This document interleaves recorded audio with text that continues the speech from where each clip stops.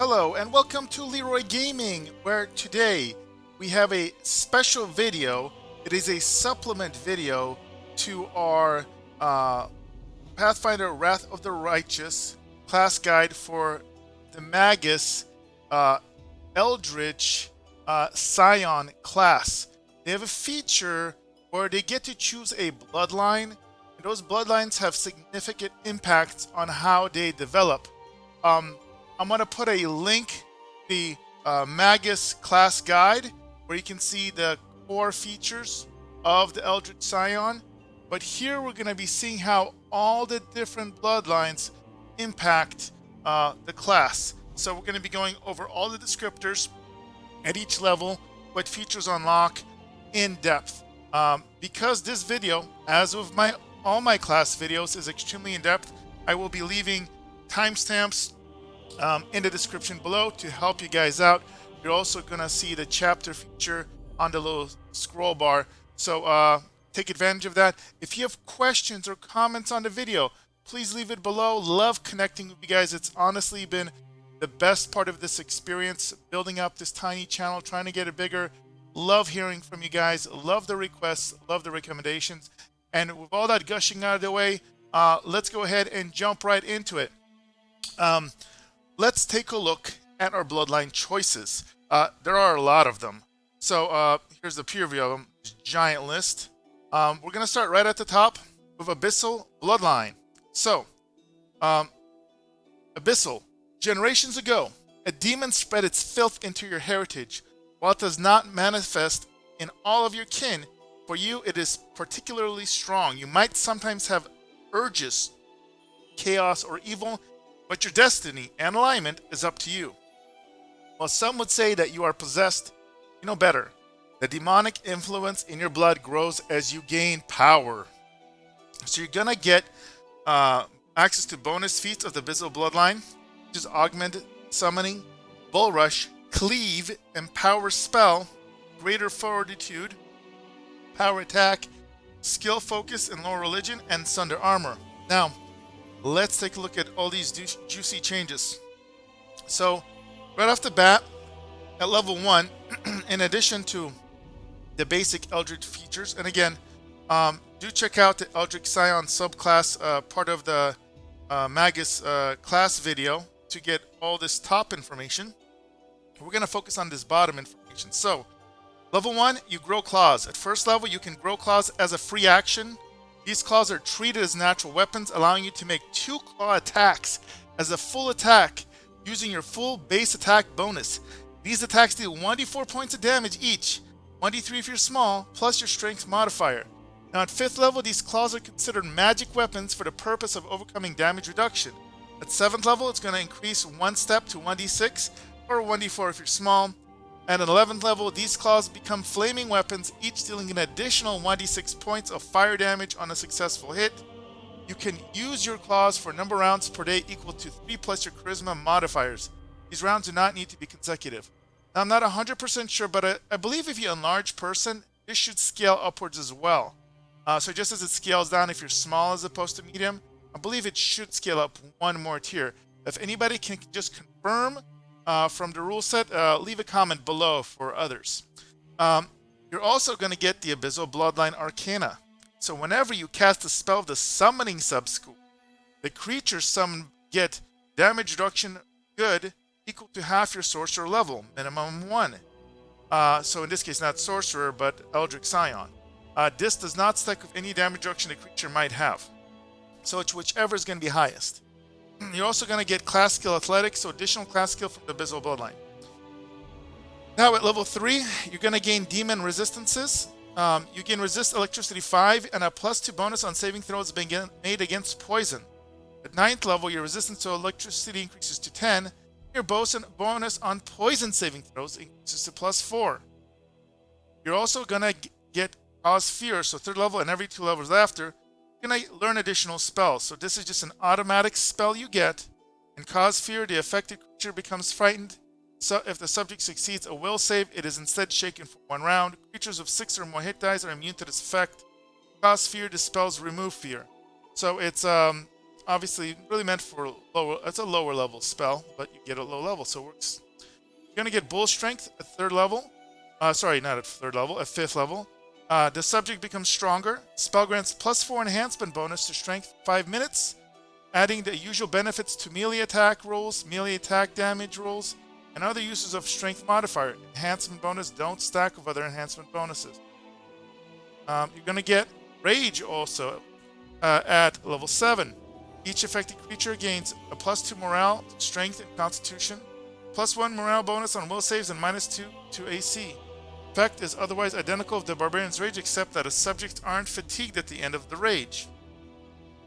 At 9th level, you're going to get a +2 inherent bonus to your strength. Notice it's inherent, so this would stack, for example, Wolf Strength, which is an enhancement bonus. And the bonus goes to +4 at 13 and +6 at 17, so you get quite buff. I like the icon, actually. You're also going to get the spell Stone Skin at level 9. The warded creature gains resistance to blows, cuts, stabs, and slashes. Subject gains damage reduction 10, adamantine. It ignores the first 10 points of damage each time it takes damage from a weapon, though an adamantine weapon overcomes the damage reduction. Basically, this is wording describing what damage reduction 10 adamantine is. Once it's prevent a total of 10 points of damage per caster level, so maximum 150 points, which you would get at level 15, it's discharged. Moving on, you're going to get Dismissal at level 11. The spell forces an extraplanar creature back to its proper plane if it fails a will save. You're going to get Transformation at 13. This is really cool. You become a fighting machine, stronger, tougher, faster, and skilled in combat. Become the $6 million Eldritch Scion Abyssal Bloodline machine. Your mindset changes so that you relish combat and you can't cast spells, even from magic items. So if you're going to buff yourself, make sure this is the final caster buff, self-cast buff you cast. You gain a +4 enhancement bonus to strength, dexterity, and constitution, and a +4 natural armor bonus to AC. Do note this is an enhancement, so if you have at this level, like a belt of martial perfection, that gives you, +6 to strength, dex, and con, this is not going to stack. You get a +4 AC bonus, natural armor bonus, and a +5 competence bonus on fortitude saves and proficiencies, all simple and martial weapons. So in theory, there's weapons that you maybe couldn't wield when you're not transformed, and you transform, and all of a sudden you have proficiency with it. Your base attack bonus equals to your character level. This is a big deal. Again, Eldritch Scions as a hybrid are going to be 3/4 BAB. So that basically means, for example, at level 4, you only have 3 BAB. At 8, you only have 6, and so forth. This bumps you up to full BAB, so 1 per level, and as they note here, you may even get an additional attack off this, or attacks. You get access to Summoning Monster 7, which is pretty powerful at level 15. This spell summons 1d3 extraplanar axioms, so depending on what alignment you can pick, and again, you pick different alignments for this, you get 1d3 extraplanar Souls Eaters if you're evil, 1d4 + 1 extraplanar Bloodline Azaras. I have no idea what either of those are, except for the fact that I know you can turn into an Azada as one of the mythic paths. So I think it's some sort of magical creature. If anybody knows really well, lore-wise, what Bloodline Azaras or the Azada race is all about, leave a comment below. Would love to hear about it. If you're good or neutral, and 1d4 + 1 extraplanar red caps if you are evil, or 1 rock. I don't know what the heck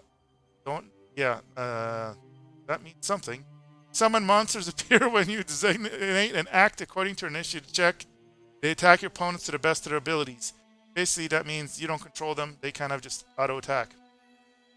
Added summoning at 15th level. Whenever you cast a summon spell that conjures more than 1 creature, add 1 to the total number of creatures summoned. This is incredibly powerful because, again, you can pick one of the more powerful options like here that summon only 1d3, and heck, you may get 4 of them.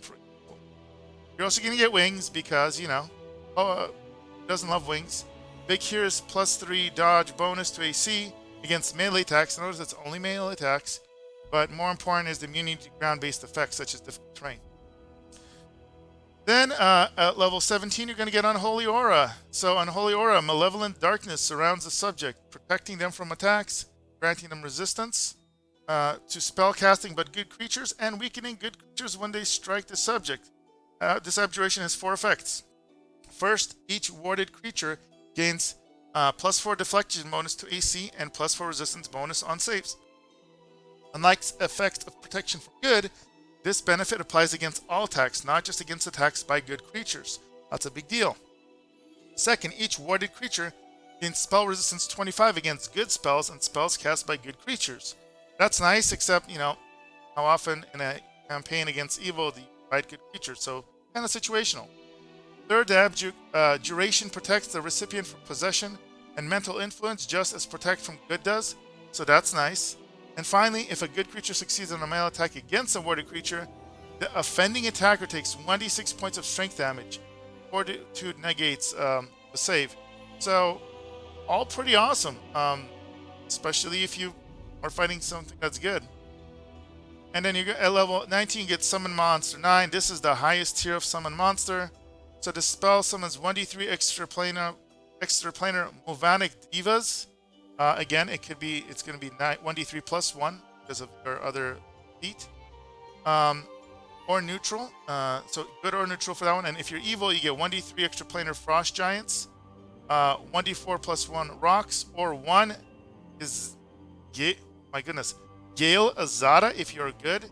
So here you get 2 Gale Azadas, or neutral, and 1 Thana Demon if you're evil. Well, might as well get 2 Thana Demons because 2 Thana better than 1 Thana, right?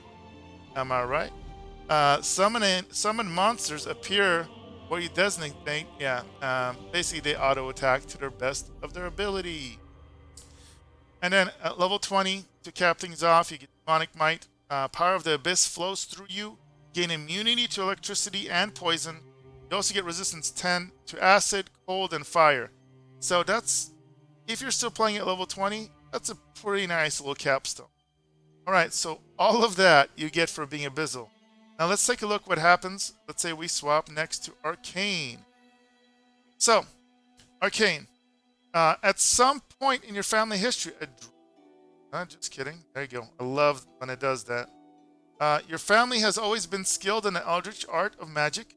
While many of your relatives were accomplished wizards, your powers developed without the need for study and practice.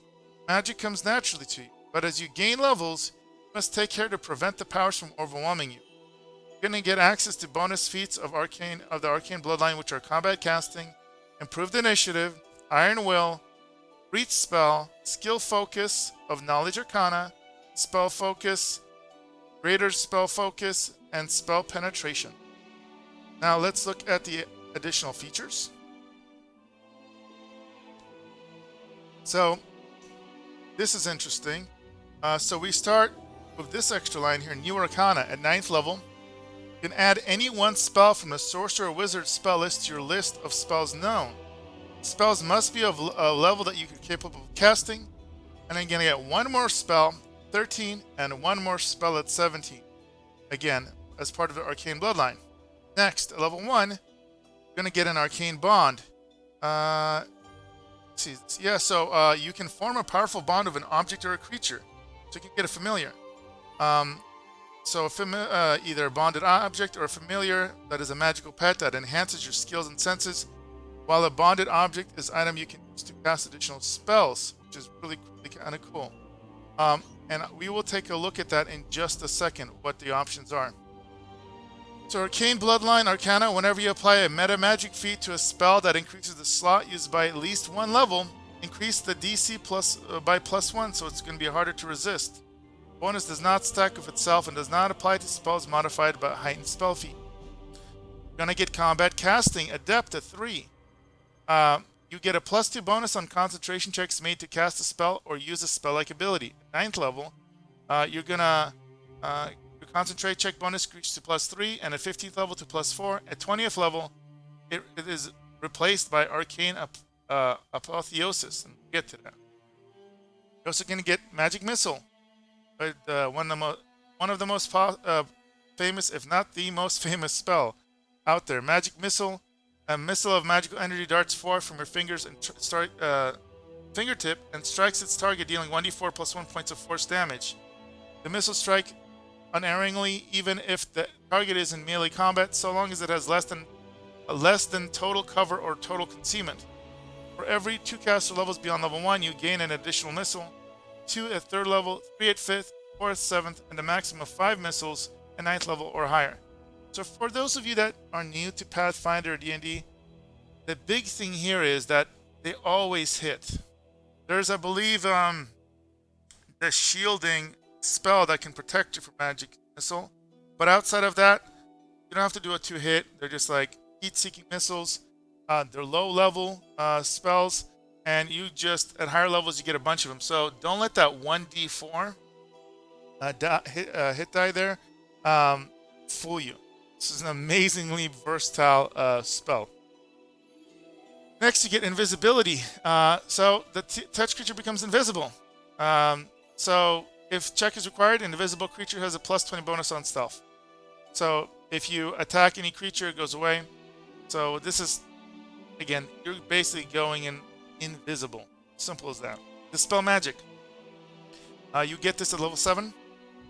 And dispel magic to end one ongoing spell that has been cast on a creature.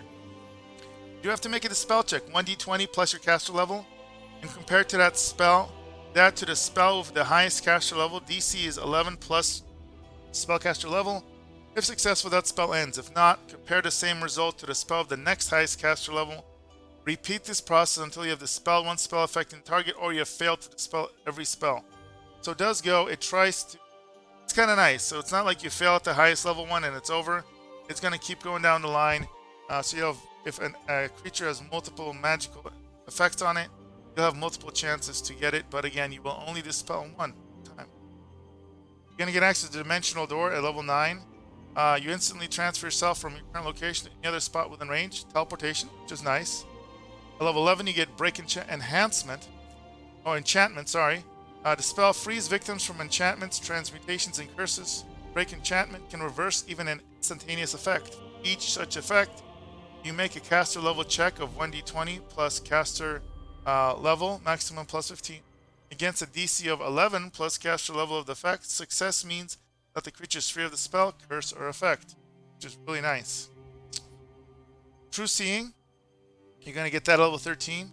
Confer on the subject that ability to see all things as they naturally are. The subject sees through normal and magical darkness, notices secret doors hidden by magic, sees the exact location of creatures or objects under blur or displacement effects, see invisible creatures or objects normally, sees through illusions, sees through form of polymorph, change, or transmute things. This is also in a practical way in-game if there's like a hidden wall or some sort of secret stash or just something that's being hidden by an illusion and you can't see, and you're not making your perception checks. Well, here's one way to get past that. Banishment, you get access to this on 15. The spell is a more powerful version of the dismissal spell and enables you to form extraplanar creatures out of your home plane. As many as 2 hit dice of creatures per caster level can be banished in a 30-foot radius. Creatures who are closest to the burst point of origin are affected first, and then dismissal. The spell forces an extraplanar creature back to its proper plane. If it fails its will save, so this is reference. If the spell is successful, the creature is instantly pushed away. You get School Power at 15 also. You're going to pick one school of magic. The DC for any spell you cast from that school increases by +2. This bonus stacks as the bonus granted by spell focus, so very, very helpful. Choose wisely. You're going to get Power Word Stun at level 17. As an extra spell, you utter a single word of power that instantly causes one creature of your choice to become stunned. Whether the creature can hear the words or not, the duration of the spell depends on the target's current hit points total. Any creature that currently has 151 or more hit points is unaffected by Power Word Stun, so they gotta be a little weakened. You're gonna get Clashing Rocks also as a spell. Create 2 colossal-sized masses of rocks, dirt, and stone, slam them together against a single creature between them, so being stuck between a rock and a hard place. They appear up to 30 feet away from the target on opposite sides and rush towards it with a mighty grinding crash. Must make a ranged touch attack to hit the target of the rocks. Clashing Rocks ignore concealment and cover Creature struck by the Clash Rock takes 20d6 points of bludgeoning damage and is knocked prone. Woo! The Clashing Rock misses the target. The target still takes 10d6 points of bludgeoning damage from falling rocks and is knocked prone. A successful reflex save reduces damage to half and the target remains standing. Creatures other than the target that occupy the space where the Clashing Rocks appear or within their path must make a reflex save or take 10d6 points of bludgeoning damage and be knocked prone. Again, you can save for half damage and remain standing. Finally, you get Arcane Apotheosis, 20th level. Your body surges with arcane power. All your concentration checks made to cast a spell, your spell-like abilities are automatically successful. So that right there is Arcane Bloodline. Next, we're going to get Celestial Bloodline. Bloodline is blessed by celestial power, either from a celestial answer or divine intervention. Although this power drives you along the path of good, your fate and alignment is your own to determine. Your celestial heritage grants you a great many powers, but they come at a price. The lords of the highest planes are watching you and your actions closely. So your bonus feats of the Celestial Bloodline are Dodge, Extend Spell, Iron Will, Agile Maneuvers, Augment Summoning, Superior Summoning, Skill Focus and Low Religion, and Weapon Finesse. Now, right off the bat, level 1, you're going to get Heavenly Fire. Starting at first level, you can unleash a ray of Heavenly Fire at a standard action, targeting any foe within 30 feet as a ranged touch attack. Against evil creatures, this ray deals 1d4 points of damage, plus 1 for every 2 sorcerer levels you possess. Damage is divine and not subject to energy resistance or immunity. This ray heals good creatures for 1d4 points of damage, plus 1 for every 2 sorcerer levels you possess. Good creature cannot benefit from your Heavenly Fire more than once per day. Neutral creatures are neither harmed nor healed by this effect. You can use the ability, number of times a day equals 3 plus your Charisma modifier. So, situationally very helpful, and the whole thing that you can bypass and energy resistances and immunity is huge. Celestial Bloodline Arcana. Whenever you cast a spell of the Summoning subschool, creature summoned gains damage reduction, evil, equal to half your sorcerer levels, minimum 1, and doesn't stack with any DR that the creature might have. You're also going to gain the class skill Low Religion. Then you're going to start level 3 by getting Celestial Resistances. Get Resist Acid 5 and Resist Cold 5. At 9th level, it's going to go up to 10. You're also going to start getting your extra spells, which is Bless. Bless fills your allies with courage. Each ally gains a +1 morale bonus on attack rolls and on saving throws against fear effects. And it dispels Bane. You're going to, at 5, get Resist Energy. A spell. This abjuration grants a creature limited protection from damage of whichever one of the 5 energy choices you select. So you pick Acid, Cold, Electric, Fire, Sonic. The first 10 damage against it are going to be bypassed, or rather blocked, which is very helpful. The value of the energy resistance granted increases to 20 at 7th level, and then 30 at 11th level. The spell protects the recipient's equipment as well. Protection from energy is going to be a level 7. This spell grants temporary immunity to the type of energy you specify when you cast it. So Acid, Cold, Energy, Fire, Sonic. And the spell absorbs 12 points per caster level of energy. Done, maxing at 120, which is level 10th. It goes away. You're going to get Aura of Heaven at 9th. You can apply an Aura of Heaven on yourself for a minute. This aura provides a +4 deflection bonus to AC and a +4 resistance bonus on saving throws against attacks made or affected or effects created by evil creatures to all allies within 20 feet. You can use this ability number of times per day equal to sorcerer level. Quite helpful in a campaign going against a bunch of evil things. Remove Curse. You also get a level 9. Spell can remove all curses on an object or a creature. If the target is a creature, you must make a caster level check, 1d20, plus caster level against the DC of each curse affecting the target. Success means that the curse is removed. Flame Strike comes aboard on level 11. A Flame Strike evokes a vertical column of divine fire. Spell deals 1d6 of damage per caster level, maxing at 15d6. So right off the bat, you'll have 11d6 here. Get it? Half the damage is fire damage, but the other half results directly from the divine power. It is therefore not subject to being reduced by the resistance to fire-based attacks. You're going to get Greater Dispel Magic at level 13. This functions as the Dispel Magic, but it can dispel multiple spells, which is really nice. Banishment at level 15. The spell is a more powerful version of the Dismissal spell. You can force extraplanar creatures to go home. As many 2 hit dice of monsters per caster level can be banished in 3-foot radius, so quite effective. And it starts with the closest creatures to where you target it. You're going to get Conviction at level 15, so you gain spell resistance against evil spells and spell cast by evil creatures equal to 11 plus your sorcerer level. So that's a nice basic spell resistance for free, which is helpful because a lot of evil creatures again. You're going to get an Angelic Wings, work just like the other wings, plus 3 dodge AC against melee attack, and immune to ground effects, like the ground terrain, because you're going to basically float above them. You're going to get Sunburst at level 17. Spell causes a globe of searing radiance to explode silently from the point you select. All creatures in the globe are blinded and take CD6 points of damage.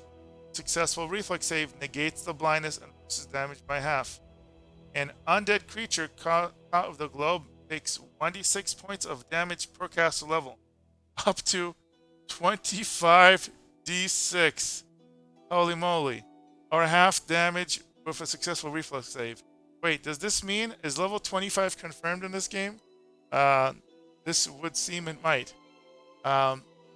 Next, you got Summon Monster 9. So, very powerful summoning spell. 1d3 Explanar Moniac Divas if you're good or neutral. Or 1d3 Extraplanar Frost Giants if you're evil.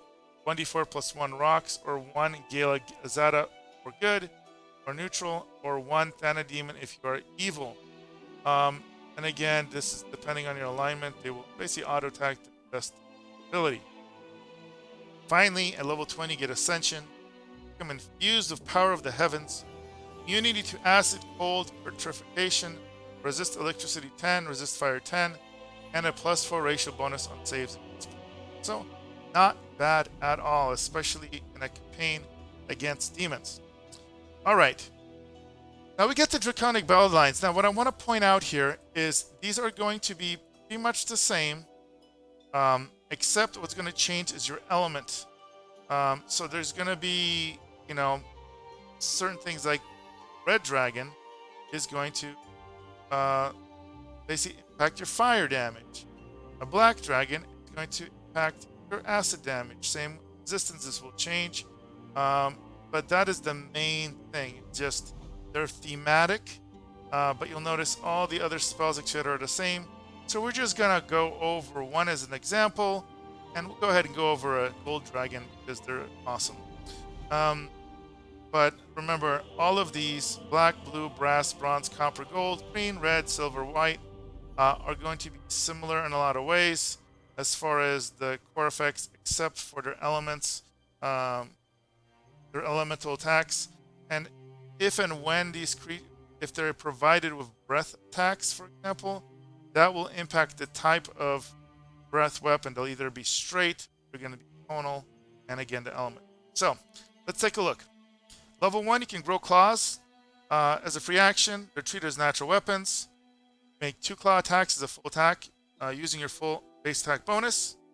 They're 1d4 base damage plus strength modifier, 1d3 if you're small. 5th level, they're going to be considered magic weapons for purpose of damage reduction. 7th level, increase 1 step to 1d6 of damage. At 11th level, these claws deal an additional 1d6 points of fire damage on a successful hit. And you can use them a number of rounds to 3 plus your charisma modifier. Draconic Bloodline Arcana Gold. Whenever you cast a spell with fire damage, spell deals +1 damage per die roll. So that scales, kind of the more powerful the abilities. You're going to gain a class skill of Perception, Bloodline. You're going to get Draconic Resistances starting at level 3. So you're going to get Resist 5 against fire and a +1 natural armor bonus. Fire, the most common spells in the game, so this is very helpful. You can't go wrong with an extra natural armor bonus. At 9th level, your fire resistance increases 10 and your natural armor bonus to +2. At 15th level, your natural armor goes up to +4. You gotta get Mage Armor as a spell. So, invisible but tangible field of force surrounding subject of Mage Armor spell, providing +4 armor bonus to AC. So there is no armor check penalty. Obviously, this if you're not gonna wear any armor. And important thing, incorporeal creatures can't bypass it the way they do normal. You're gonna get resist energy, the spell, as described previously. So if you, but basically, choose a resistance, acid, cold, electricity, fire, sonic.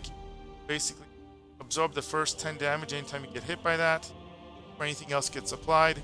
It goes up to 20 at level 7, and maximum of 30, resistance at 11. Dispel magic. One object, creature, or spell is targeted. Roll a 1d20 plus caster level. Compare it to the spell of the highest caster level. DC is 11 plus spellcaster level. If you succeed, the spell ends. So if there's, and then what happens is if there's multiple effects and you fail the first one, it goes to the next highest level one. Try again. It keeps going until one of them gets dispelled or you run out of things to dispel and then it fails. Get fear at 9. So an invisible cone of terror causes each living creature in the area become panicked unless it succeeds at a will save. If cornered, panicked creatures begin cowering. If the will save succeeds, creature is instead shaken for 1 round. Get spell resistances at level 11. Get spell resistances equal to 12 plus your caster level. At 13, you get your first dragon kind transformation. So at this level, you become a medium dragon-like creature. Get a +4 size bonus, strength, and remember it's size bonus, so it will stack of any enhancement bonus you have, which is awesome. A +2 size bonus to constitution, +4 natural armor bonus, immunity to difficult terrain, a breath weapon, again that will be dictated by the dragon type, and resistance to 1 element. You also gain 1 bite, 1d8, 2 claws, 1d6, and 2 wing attacks, 1d4. Your breath weapon and resistance depend on the type of dragon prototype. You can only use the breath weapon once per casting of the spell. All breath weapons deal 68 points of damage and allow a reflex save for half damage. Now things get even better at 15. You're going to get Dragonkind 2. So now it's like the first tier, but allows you to assume the form of a large dragon. You gained basically +6 bonus to strength, +4 bonus to constitution, +6 natural armor bonus, immunity to difficult terrain, breath weapon, damage reduction 5 magical, and resistance to 1 element. You get a bite 2d6, 2 claws 1d8, 2 wing attacks 1d6, and you also get 1 tail swipe 1d8. So that's 1, 2, 3, 4, 5, 6 attacks. And you can use the breath weapon twice per casting of the spell instead of 1. When you use it, the duration of your breath weapon ability is reduced by 1/2 your caster level in minutes. All breath weapons now on this tier deal 88 points of damage and allow reflex saving for half the damage. So if you have a dragon that's line breath, it increases to 80 feet, and a cone breath increases to 40. You also get your wings, dragon wing, +3 dodge to AC against melee attacks, and immunity to ground-based effects such as difficult terrain. And then the ultimate dragon transformation comes at 17, Dragonkind 3, which is awesome. You get basically you turn into a huge dragon. You get +10 size bonus to strength, +8 size bonus to constitution, +8 natural armor bonus, immunity to difficult terrain, blind sight, with a range of 30 feet. But wait, there's more. A breath weapon, damage reduction 10 magic, frightful presence. Oprah shows up and gives you a car. DC of the frightful presence is DC of the spell of this type, and immunity to 1 element. You're scaring people left and right. You get 1 bite that's 2d8, 2 claws that are now 2d6, 2 wing attacks 1d8, and 1 tail slap attack 2d6. True monstrosity. You can use the breath weapon as often as you like, but you must wait 1d4 rounds between uses. So, and also you're using it instead of your plethora of attacks. So, pick and choose your poison. All breath weapons deal 12d8 damage, points of damage, and allow reflex saving for half damage. If you're using a line, you can hit things down 100 feet, and cones are all the way up to 50 feet. So, mass, draconic, destruction. Do I need to say? Yeah, I do. It's awesome. Get overwhelming presence at 19. Your presence inspires incredible awe in those nearby. And I believe, this is frightful. So when you're in dragon, you have a frightful presence. Otherwise, you get overwhelming presence. And I'm assuming that probably stacks when you're in dragon. A creature that fails a saving throw against a spell falls. Well, I guess this is a spell. Yeah, so fails at a save against the spell, falls to the ground, and prostrates itself before you. Oh, I believe that means it bows in your reverence, bowing like your god. Believing it bows before divine. Oh, there you go. I should have read a little further. These creatures are considered to be helpless for the duration of the spell. Each round on its turn, a target of the spell may attempt a new saving throw to end the effect. This is a full round action, does not provoke attack of opportunity. Should I recover from the spell early after being affected by it for at least one round, takes 1d6 points of wisdom drain and is staggered for 1d4 rounds. Creature that makes initial save to resist the spell is merely staggered for one round. And then finally, level 20, Power of the Worms. In this case, the example is gold. Your Draconic heritage becomes manifest. You're immune to paralysis, immune to sleep, and fire damage. You also gain blind sense with a range of 60 feet. And at that point, you might... Have I mentioned Draconic Bloodline is really, really cool? May or may not be the most powerful, but the theme, the just overall power and coolness factor just makes this a choice that really, really can't go. Especially if you're playing Pathfinder Wrath of the Righteous, there is going to be that Golden Dragon Mythic Pathway. This would be a fun combo. Alright, moving on. So this covers all the dragons. Now we have Elemental Bloodlines. So again, they are going to differ in the sense that there are going to be changes in spells. Because, unlike the dragons, there are a couple, as you can even see by me clicking from, there are some more significant changes, so I will go over each one. Elemental Bloodline Air. Power of the element resides in you, and at times you can hardly control its fury. The influence comes from an elemental outside in your family history, or at time when you or your relatives were exposed to a powerful elemental force. Air infuses your being, and you can draw upon its power in times of need. Get access to bonus feats of Elemental Bloodlines, Dodge, and Power Spell, Great Fortitude, Improved Initiative, Lightning Reflex, Power Attack, Skill Focus, and Knowledge Arcana, and Weapon Finesse. So, let's see. Level 1. Get Elemental Ray. Starting first level, you can unleash an Elemental Ray as a standard action, targeting any foe within 30 feet as a ranged touch attack. Deals 1d6 points of electric damage plus 1 for every 2 sorcerer levels you possess. You can use this ability a number of times equal to 3 plus your charisma modifier. You're also going to get mobility as a class skill. At level 3, you're going to get elemental resistance, so 10 resistance to electricity. 9th level goes up to 20. Your bonus spell is Burning Hands Electricity. This is unique. You're basically transforming the Burning Hands, which is normally fire, to your element. Electricity. It deals... any creature in the area takes 1d4 points of electric damage per cast level, max 1d4 or 5d4. You're going to get level 5, going to get Scorching Ray. Spell always deals types of damage, so it's electricity, because that's who we are. You blast your enemies with Beam of Electricity. You may fire 1 ray plus 1 additional ray for every 4 levels beyond thirds to a maximum of 3 rays at 11. Each ray requires a ranged touch attack to hit and deals 46 points of electricity damage. You're going to get Protection of Energy as an option at level 7 or as a bonus spell. This is to give you immunity to acid, cold, electricity, fire, or sonic. You choose. Absorbs 12 points of damage per caster level up to 120 at level 10. Disperses. Elemental Blast is what you get at 9. You unleash a blast of elemental power once per day. 20-foot radius burst does 1d6 point of electrical damage per sorcerer level. So right when you get it, it's going to be already 96. Those caught in the area of your blast receive a reflex save for half damage. Now do remember, anytime to talk about creatures in general, this will give you friendly fire unless you're on a lower difficulty level. It's disabled. So be careful where you cast this. Creatures that fail the saves gain vulnerability to electricity until the end of your next turn. DC of the save is 10 plus half your sorcerer level plus charisma modifier. 9th level, you can use this ability once per day. At 17th level, you can use the ability twice per day. At 20th level, you can use it 3 times a day.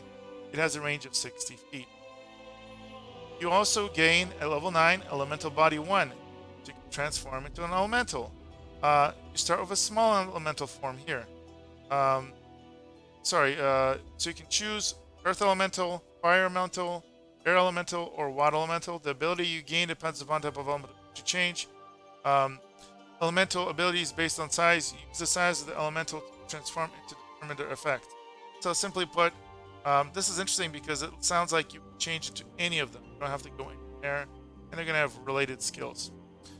Then you're going to get at 11 Elemental Body 2. So this is a medium elemental, and again, get more powerful abilities. At 13, the ability to transform into Elemental Body 3. So this is again a spell, more powerful. Now it's going to be a large elemental.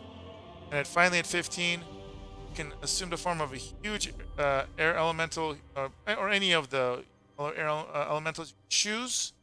Also, you're immune to critical hits and sneak attacks while in elemental form. You get a damage reduction 5, basically against every.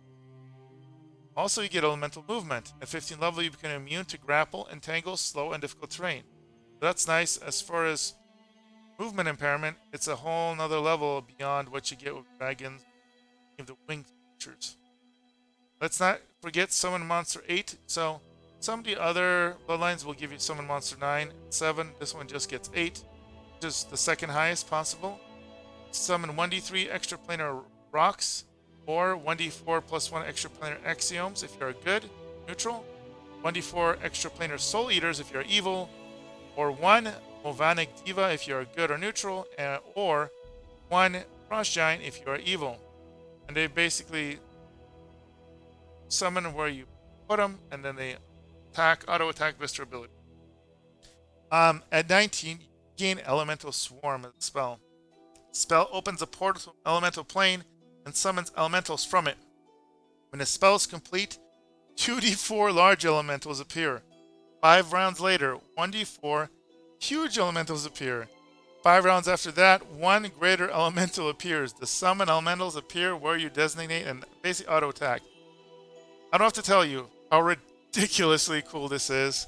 It takes a while for it to spawn up, obviously. But I mean, thematically and power level, if you're in a big, long battle, bust these out and you're going to potentially get lucky on the rolls.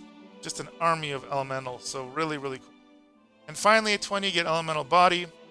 Elemental power surges from your body. You gain immunity to sneak attack, critical hits, and electrical damage. Very, very. So that's air. Now let's take a look at Earth. Power of the element resides you in times you can hardly control its fury. So this infuse comes from an element outsider in your family history or time when you or your relatives were exposed to powerful elemental force. So again, this is all about being fused with Earth. Your bonus feats for this elemental bloodline: dodge and power spell, greater fortitude, improve initiative, lightning reflexes, power attacks, skill focus, and knowledge arcana, and weapon finesse. Now let's look at the other features. Right off the bat, going to get Elemental Ray again. So this is like the other elements. You can use it as a standard action. 30 feet range touch attack. Deals 1d6 points of acid damage plus 1 for every 2 sorcerer levels you possess. You can use it 3 plus charisma times a day. Additional class skill from the Elemental Bloodline is mobility. You're going to get elemental resistance, so 10 at 3rd level to acid, and it goes up to 20 9th level. Your bonus spell is going to be Burning Hands, Acid, So it's 1d4 points of acid damage per caster level, maxing at 5d4. You're going to get Scorching Ray Acid at 5th. And again, Beam of Acid. It starts with 1 ray.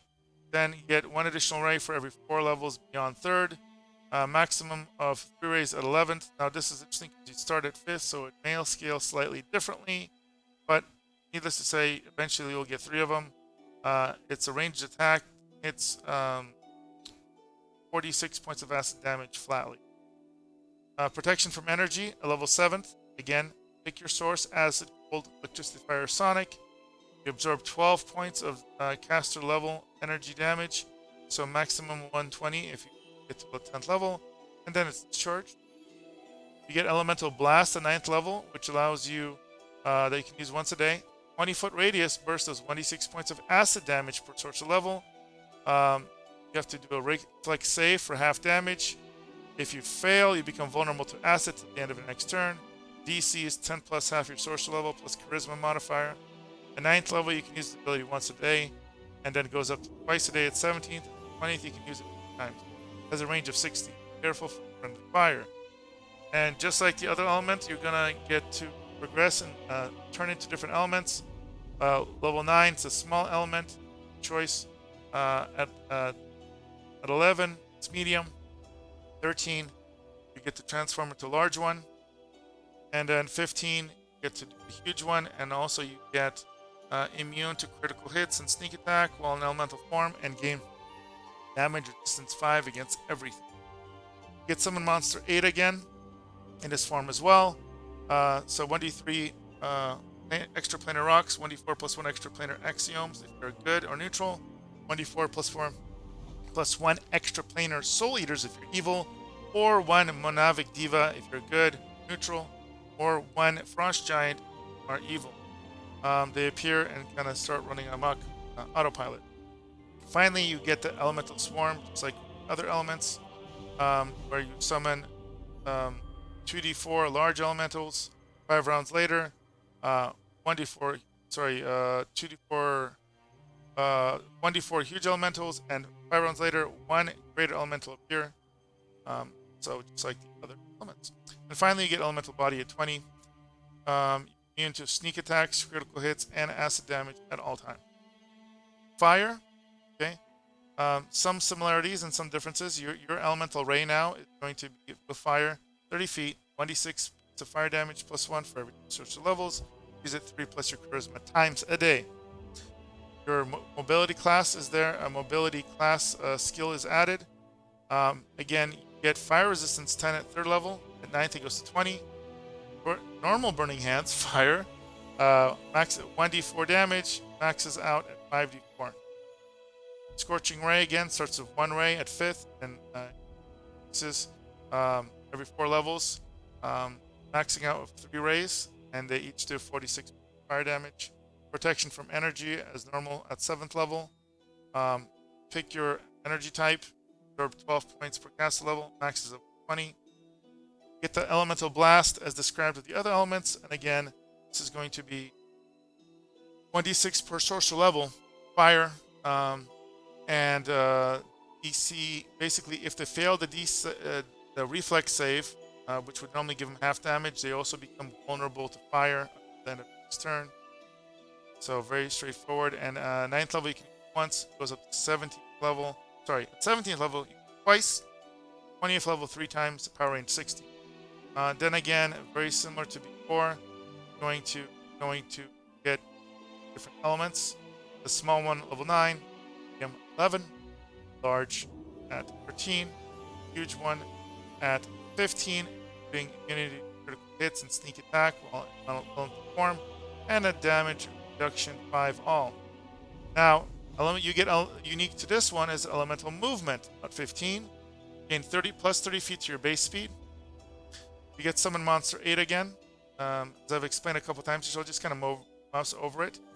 Check out either of the other 2 elemental bloodlines for the reading. Elemental Swarm, again, as explained in the first 2 elemental bloodlines. And Elemental Body, gain immunity to sneak attack, critical hits, and fire damage. Again, because there's so much fire damage, it's expansion, demons, etc. This one's pretty good one. Elemental Bloodline Water. So again, as explained with the first 3 Elemental Bloodlines, so check those out if you want to see those. You get Elemental Ray, but now it's going to be frost damage, cold damage, sorry. Still get the class skill mobility, that's the same. Your elemental resistance is now to cold, 10 at level 3, and 20 at level 20. At level 9. Then you're going to get Burning Hands of Cold. So the only thing that changes here, element, compared to the other ones. Scorching Ray Cold, same rules apply. The other ones I went over. Protection from Energy, the new spell. You get a level 7, again the same as I explained previously. You get your Elemental Blast, but now it's cold damage. Same rules as the previous 3 Elemental Bloodlines. You get to transform yet again to any elemental body. Starting at 9, it's going to be small. 11, it's going to be medium. Large, 13. And at 15, you get that huge one that also gets immune hits, sneak attack, and gain damage reduction 5 against all. Yet again, summon monster 8 at level 17. Elemental Swarm at 19. Finally, Elemental Body, gain immunity to sneak attack, critical hit, and damage. Those are the elements. They all have slightly different tweaks, but a lot of similarity as well, and obviously change depend on the element. All right, Fey Bloodline. The capricious nature of the Fey run in your family due to some intermingling of Fey blood or magic. You're more emotional than most, prone to bouts of joy and rage. You have always had a tie to the natural world, and as your powers increase, so does the influence of the Fey over your magic. Bonus feats that you get access to with the Fey Bloodline is Dodge, Improved Initiative, Lightning Reflexes, Agile Maneuver, Point Blank Shot, Precise Shot, Quicken Spell, and Skill Focus of More Nature. Now, let's look at the bonuses. Let's see. Laughing Touch. First level, you can cause a creature to burst out laughing for 1 round as a melee touch attack. Laughing creature can only take a move action but can defend itself normally. Once it's been affected by that, it is immune for the effect for 4 hours. You can use it 3 plus Charisma modifier times per day. Mind affecting effect. You get Fey Bloodline Arcana. Whenever you cast a spell of the Compulsion subschool, increase the DC by 2. Your class skill that you gain is Lore Nature. You're going to get Woodline Strider at level 3.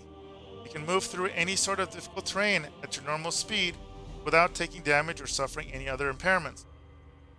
Get Entangle as a bonus spell. It causes tall grass, weeds, and other plants to wrap around the creature in the area of effect or those entering your area. Creatures that fail their save gain the Entangled condition for 1 round. And the entire area of the effect is considered difficult terrain while the effect lasts. You get Hideous Laughter at level 5. It afflicts the subject of uncontrollable laughter. Collapse and gales of manic laughter, falling prone. The subject can take no action while laughing, but is not considered helpless. After the spell ends, it can act normally. On the creature's next turn, it may attempt a new saving throw to end the effect. A creature with an intelligence score of 2 or lower is not affected, so don't cast it on rocks and slimes. Deep Slumber you get at level 7 as a bonus spell. The spell causes a magical slumber to come upon 10 hit dice of creatures. Those who are closest to the spell point origin are affected first. Hit die that are not sufficient to affect a creature are wasted. Sleeping creatures are helpless. Slapping, love it. Is there a /slap option in this game? So slapping or wounding awakens an affected creature, but normal noise does not. The spell does not target unconscious creatures, constructs, or undead creatures. I guess my new slaptastic class is trouble here. Fleeting Glance, you get level 9. Basically, Alright. So, this is like greater invisibility. Spell functions like invisibility, except it doesn't end subject attacks. And when you're invisible, check is required. You get a visible plus 20 bonus of stealth checks. And again, normally attacking will break you out of this, but here apparently it does not. Now again, this does not. Yeah, basically says you can turn visible for number of rounds per day equal to your sorcerer level. That's amazingly powerful, especially since just attack through it. So that is great. When you're invisible, you can open doors, talk, eat, climb stairs, summon monsters, and have them attack. Cut ropes, holding a rope bridge while the enemies are on the other side, remotely trigger traps, open portals, release attack dogs, and so forth. Wow, they sure tell just about every option there. If the subject attacks directly, well, again, this is going to bypass attack. So go nuts. Poison. Calling upon the venomous powers of natural predators, you inflict the subject with a horrible poison by making a successful melee touch attack. Poison deals 1d3 constitution damage per round for 6 rounds.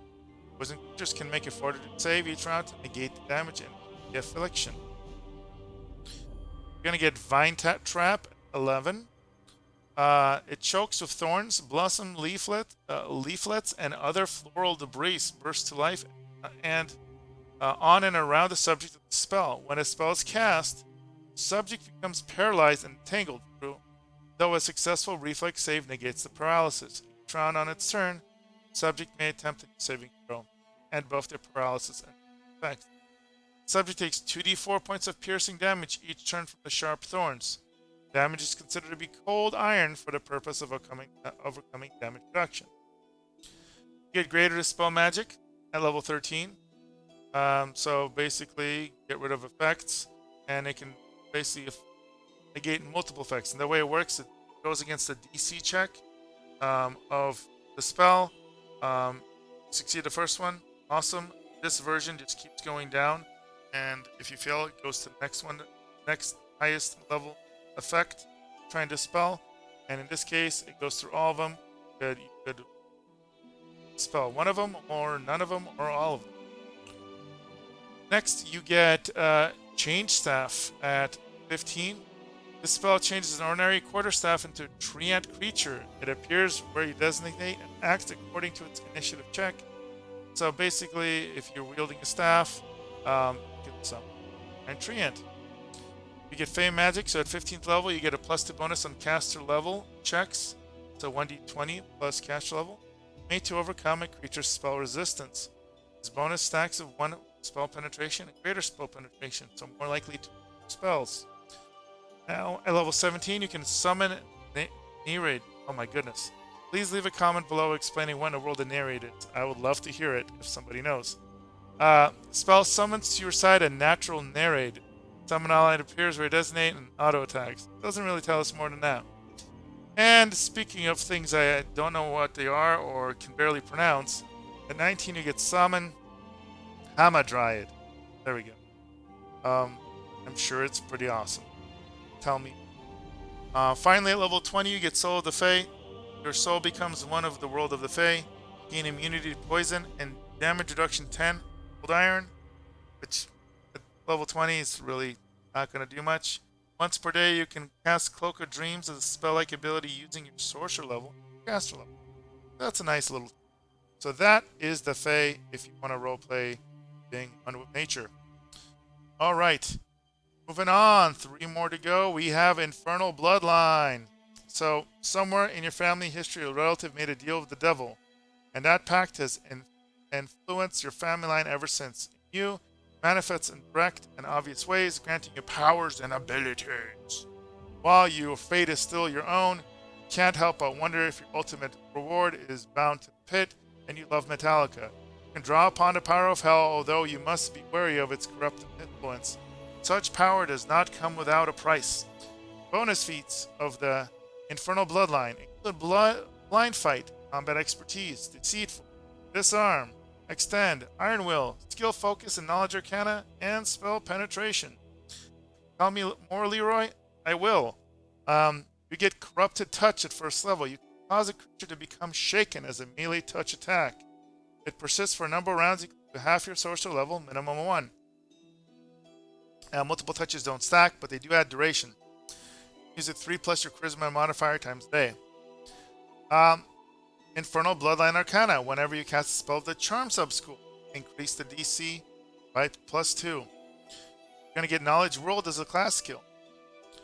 3rd level, you gain Resistance Fire 5 and +2 bonus saving throws against poison. 9th level goes up to Resistance Fire 10. And let's give you a poison saving throw bonus to +4. Let's not forget protection from good at level 3 as well.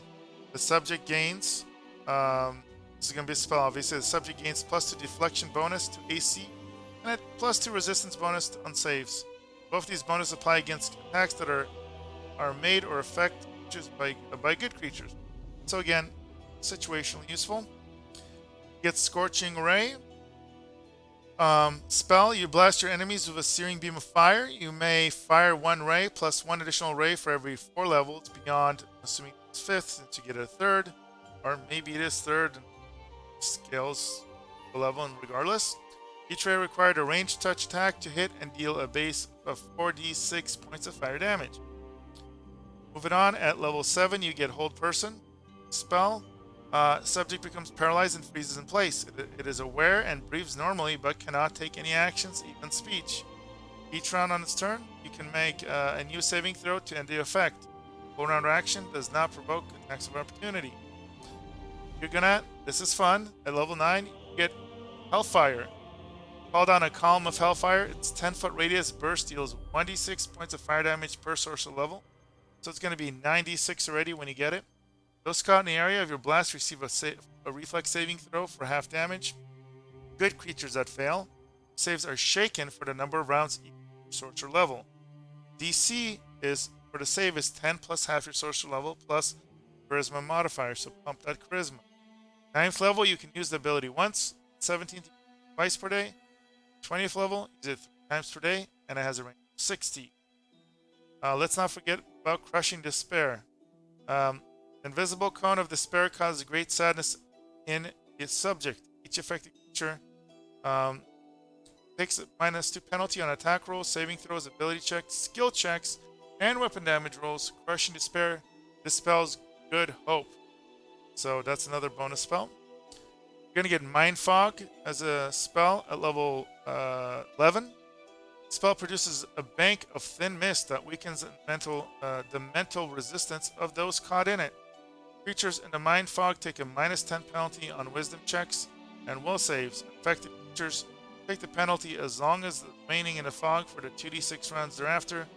It's stationary and lasts for 30 minutes, which in this game is forever. You're going to get then at level 13 Hellfire Ray. Blast of Hellfire blasts from your hands. Fire 1 ray plus 1 additional ray for every 4 level. Caster levels beyond 11 to a maximum of 3 and 19. Each ray requires a ranged touch attack to hit and deals 1d6 points of damage per caster level, maximum of 15d6. Half the damage is fire damage, but the other half is directly from unholy powers and is therefore not subject to being reduced by fire resistance. See, at 15 you get Firebrand. You can mark several allies with a flaming rune. The rune does not cause damage. It sheds light as if it were a torch. While the Firebrand burns, any creature it marks is immune to damage from any fire spell you cast. But this is great if you're going to be casting AoE spells and protect them. All of the target's weapons, both natural and manufactured, inflict +1 d6 points of fire damage on a hit. This bonus fired stacks of any amount of fire damage a creature's weapon might already inflict. So that's great since it's stacking. At any point during the spell duration, a creature bearing a firebrand can launch a beam of fire at any target with 30 feet as a swift action. The ray requires a ranged touch attack to hit and deals 66 points of fire damage. Why not? Once a creature uses its firebrand to fire a ray in that manner, the effect of the spell ends for that creature. So you sacrifice that protection to just do a ton of thematic damage. Love this spell. Let's not forget you're going to get your Devilish Wings, the +3 dodge bonus to AC, its melee attacks, and now you're immune to ground-based effects like rain. Then you get Power Word Stun at 17. Utter a single word. Power that instantly causes one creature you choose to become stunned, whether the creature can hear the word or not. Duration of the spell depends on the target's current hit points. So if the creature has 151 or more hit points, it's unaffected. So you gotta weaken him to do this. 19. Polar Midnight. This spell plunges an area into brutal chill of the Arctic night. all creatures in the area take 5d6 points of cold damage and 1d6 points of dexterity damage per round. A successful fortitude save each round negates the dexterity damage, but not damage. And finally, at level 20, get Power of the Pit. Your form become infused with vile power. You gain immunity to fire and poison. Again, immunity to fire, invaluable. You also gain resistance 10 to acid and cold, which is okay. That right there, ladies and gentlemen, Infernal Bloodline. Penultimate selection, Serpentine Bloodline. Your bloodline carries the lingering stain of an ancient serpent race that ruled when the world was young. Your forebears were likely favored slaves, anointed by the reptilian masters and gifted with their cold cunning and subtle manipulation, while deception and mesmeric charm are your birthright. You may struggle for truth in spite of your heritage. Treachery and yet hypnotic serpent's blood that flows through through you taints your magic with a sinuous and seductive grace. This totally reminds me, if you guys have seen Conan the Barbarian, where there's that cult that worship that giant snake race and giant snake that he kills in the pit. So yeah, there you go. You want to be, coming from a line of serpent people. Here you go. Bonus feats for the Serpentine Bloodline: combat casting, combat reflexes, deceitful, deft hands, persuasive, reach skill, skill focus of persuasion, and stealthy. Let's take a look. What else we get, Johnny? Serpent's Fang. First level, you can grow fangs as a free action. Fangs are treated as a natural weapon, inflicting 1d4 points of damage plus your strength modifier, 1d3 if you're small, plus poison. It's a bite injury, fortitude save DC 10 plus half your sorcerer level plus your constitution modifier. Frequency, you can use it works once per, it procs once per round for 6 rounds. Does 1 con damage and cure 1 save. At 5th level, these fangs are considered magical for the purpose of upcoming damage reduction. And then the poison damage increases 1d2 constitution damage per round. 7th level, your poison requires 2 successful saves to cure. At 11th, poison damage increases to 1d4 constitution per round. And you can use the fangs for number rounds equal to 3 plus your modifier. Serpentine Bloodline Arcana. Your powers of compulsion can affect even bestial creatures. Whenever you cast a mind-affecting language-dependent skill, it affects animals, magical beasts, monsters, humanoids, and vermin as if they were humanoid who understood your language.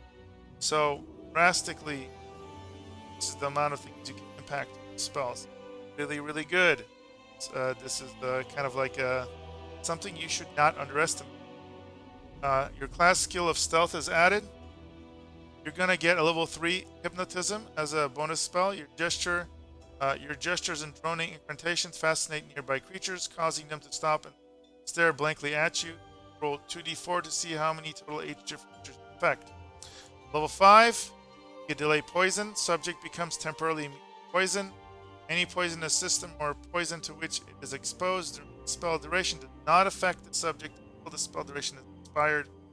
It doesn't actually cure any of the damage the poison may have already done. You're going to get Summon Monster 3, so a lower level summoning spell. So here you can summon an extraplanar monitor lizard, 1d3 extraplanar wolves, or 1d4 extraplanar dogs. Snake Skin is what you get level 9. You get +1 bonus to natural armor, +2 racial bonus on saving against poison, and a +2 bonus on mobility. 13th level and 17th level, they all increase by +1. You're going to get Poison, the spell, at level 9 also. Calling on the venomous powers of the natural predator, you infect the subject with a horrible poison by making a successful melee touch attack. It deals 1d3 constitutional damage per round for 6 rounds, and the poison creature can make a fortitude save. You're going to get Hold Monster at level 11. So functions like Hold Person, except that it affects any living creature that fails its will save. Transformation is what you're going to get at level 13. Okay, you become Fighting Machine, stronger, tougher, faster, more skilled in combat. Mindset changes, so at this point, you cannot cast magic. So make sure you get your buffs on, or before you do this. But at that point, you get +4 enhancement bonus to strength, dexterity, and constitution, and a +4 natural armor bonus to AC. Note, this is a strength enhancement, so it doesn't stack as well, because if you get, a belt of martial perfection or anything, any of those tiers that +4 or pluses to strength, dex, and constitution, this will not stack. You also get a +5 competence bonus on fortitude saves and proficiency of all simple martial weapons. The big thing here is your base attack bonus is equal to your character level. So again, as a reminder, Maguses and Eldritch Scions basically get 3/4 BAB. So your base attack bonus, for example, level 4 is only 3. At 8 it's 6. So it doesn't scale as good as a martial class. This scales you up to the progression of a martial class, which again is a big deal. Give you extra attacks. That is probably the best part of this spell. Then level 15, you're gonna get Summon Monster 7. So now you have an option of summoning 1d3 extraplanar axioms if you're good or neutral, 1d3 extraplanar soul eaters if you're evil, or 1d4 +1 extraplanar Ralani Azadas if you're good or neutral, and 1d4 +1 extraplanar red caps if you're evil, or 1 rock. Also, you get Den of Vermin. So, 15th level, you may summon a host of insects. The power acts as creepy doom, but the swarm's poison inflicts constitution damage, and any creatures other than you're sharing space with a swarm is entangled. You may use this ability once per day. So, for reference, what creepy doom is the spell summons to your side 4 spider swarms. Here it's going to be vermins. The summoned swarm appears where you designate and act according to their initiative check. Result, you're going to basically attack as best they can. They have 60 hit points each and deal 46 points of damage. Their swarm attack plus poison and distraction. They save to resist their poison, and distraction effect is equal to the save DC of the spell. Creature caught in multiple swarms only take damage and make saves once. And distraction is basically the creature with this ability can nauseate the creature that it damages. Any living creature that takes damage from a creature with distraction ability is nauseated for a round. A fortitude save negates them. Pretty cool. You also get Frightful Aspect at 17. So you become a larger, awful version of yourself. You gain the following abilities. Now notice this is +6 size bonus to strength. So not enhancement. +4 size bonus to constitution, +6 natural armor bonus. This would even stack. If you cast this first, it looks like you can transformation afterwards. Stack potentially. And you get a DR10 magic, which at this level probably won't do much against most attacks. And the spell resistance equal to 10 plus half your caster level. You also emit an aura that emanates 30 feet from you. Enemy creatures within the aura are shaken. Each time a creature shaken by this aura hits you, while attack, the creature becomes frightened for 1d4 rounds. So, pretty awesome. You also get Polar Midnight at level 19. You plunge an area in the brutal chill of Arctic night. All creatures in the area take 5d6 points of cold damage and 1d6 points of dexterity damage per round. Notice, all creatures will impact your summons, will impact your friends. So, everybody except suffer. Well, technically, if you cast on yourself, you get impacted by it as well. Successful fortitude save. Each round negates the dexterity damage, but not the cold damage. And finally, level 20, Scaled Soul. You gain ability to turn yourself into a large spirit naga, awesome, SB shape 3, and back again at will. You also become immune to poison and paralysis. You may use Serpent's Fang as often as you desire, and you may choose to inflict damage any ability score. One of the coolest, most thematic, and diversified capstone. Very, very cool. This is a Bloodline I never thought I would enjoy, but after reading about it the first time, I was like, wow, this there's a chance. And last but not least, Undead Bloodline. Taint of the grave runs through your family. Perhaps one of your ancestors became a powerful lich or vampire, or maybe you were born dead before suddenly returning to life. Either way, the force of death moves through you and touches your every action. Call upon the foul powers of the afterlife. Unfortunately, the more you draw upon them, the closer you become to joining them. Your bonus feats access for the Undead Bloodline are combat casting, greater fortitude, iron will, skill focus, and low religion, spell focus, greater spell focus, toughness, and die hard. Now again, remember there is a mythical path for kind of like an undead lich background, so this could mechanically go together. Now level 1, you're going to get Grave Touch. Make a melee attack as a standard action that causes a living creature to become shaken. Number of rounds of half your sorcerer level, minimum 1. If you touch a shaken creature of this ability, it becomes frightened for 1 round if it has fewer hit die than your sorcerer level. So, obviously when you're fighting weaker, very powerful. Not so much against overpowered creatures or high level bosses, etc. You can use this ability number of time, 3 plus your charisma modifier.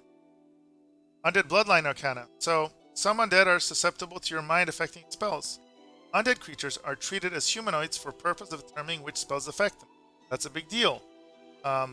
Obviously, control undead and manipulate them in a lot of ways. At 3rd level, you're going to get Death's Gift, Cold Resistance 5, and Damage Resistance 5 magic. At 9th level, that upgrades to Resistance to Colding to 10, and then and your damage resistance to 10 magic. So that's good, especially since you get it relatively early. You're gonna get the spell cause fear at 3. Target becomes frightened. I must succeed at a will save. So if it succeeds a will save, it's shaken for a round. And creatures with 6 or more hit die are immune to this effect, so not good against high level stuff. False life you get at level 5. Harness the power of unlife to grant yourself a limited ability to avoid death. While the spell is in effect, you gain temporary hit points equal to 1d10 plus 1 caster level, maximum plus 10. Not super powerful, but I mean, it's thematic. Vampiric Touch, here we go. You must succeed on a melee touch attack. Touch deals 1d6 points of damage per 2 caster levels, maxes at 10d6. You gain temporary hit points equal to damage deal. You can't gain more than a subject's current hit points, plus the subject's constitution score, which is enough to kill the subject. Temporary hit points disappear 1 hour later, so that's definitely not bad. Grasp of the Dead. Can cause a swarm of skeleton arms to burst from the ground to rip and tear at your foes. Skeletal arms erupt from the ground in a 20-foot radius burst. I really hope this is a really cool unique animation. That sounds awesome. Anyone in the area takes 1d6 points of slashing damage per sorcerer level. So right off the bat, level 9, 96. Those caught in the area receive reflex save for half damage. Those who fail are unable to move for 1 round. DC is 10 plus half your sorcerer level plus charisma modifier. So you can use it once per day at level 9, twice at 17th, times a day at 20th. You also get Animate Dead. This spell raises 1d4 plus 2 skeletons. Summon monsters appear where you designate and act according to initiative, auto-attacking. Of course you're going to be able to do that. Bloodline. That's awesome. Waves of Fatigue is what you get at 11th. Waves of negative energy render all living creatures in the spell's area fatigued. Has no effect on creatures that are already fatigued. On Death to Death. This is what you get at 13th. The spell snuffs out the life force of undead creatures, killing them instantly. Creature slays 1d4 HD worth of undead creatures per caster level, maximum 1d4. Creatures with the fewest hit die are affected first. Among the creatures with equal hit die, those who are closest to the burst point of the origin are affected first. No creature of 9 or more hit dice can be affected, and hit die that are not sufficient to kill a creature are wasted. So this is if you have a swarm of undead you just want to get rid of. But why? They're your friends. Get Finger of Death at 15. Spell instantly delivers 10 points of damage per caster level.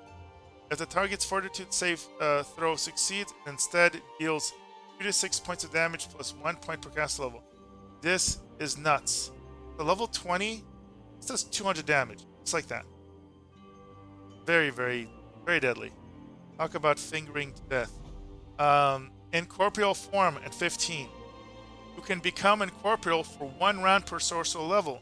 While in this form, you gain the incorporeal subtype, take no damage from non-magical weapons, You also take only half damage from any source not dealing ghost, holy, divine, or force damage.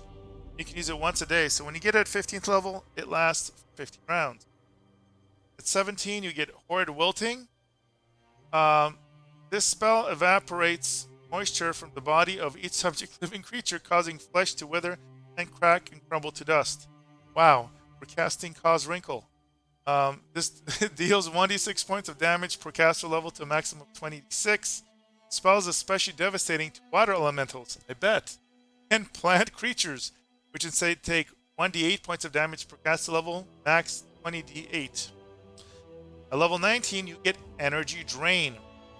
Point your finger and fire a black ray of negative energy that suppresses the life force of any living creature it strikes.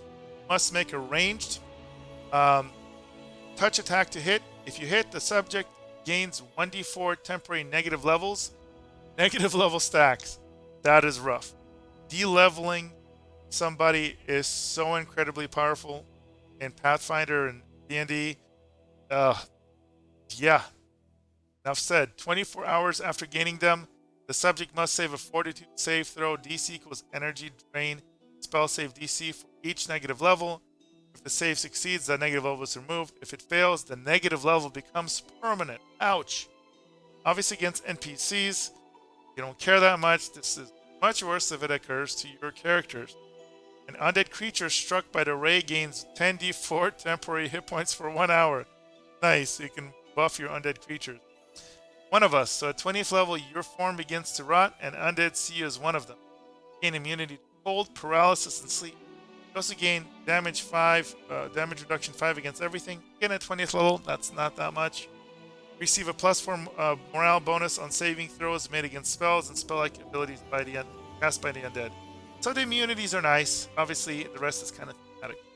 So that, ladies and gentlemen, is the Undead Bloodline, and it includes the full list of Eldritch Scion Bloodlines. Hope you guys enjoyed this. This was a long one. Thanks for sticking it out if you watched it all the way through. And even if you jumped around, I hope this provided you some info. If you love the effort I'm giving you for these videos, guys, you know what to do. You've heard it a million times. Like, subscribe, comment, hit that notification bell if you want to stay informed and help with the algorithm magic. This is Leeroy. This is Leeroy Gaming. Gonna see you guys next time.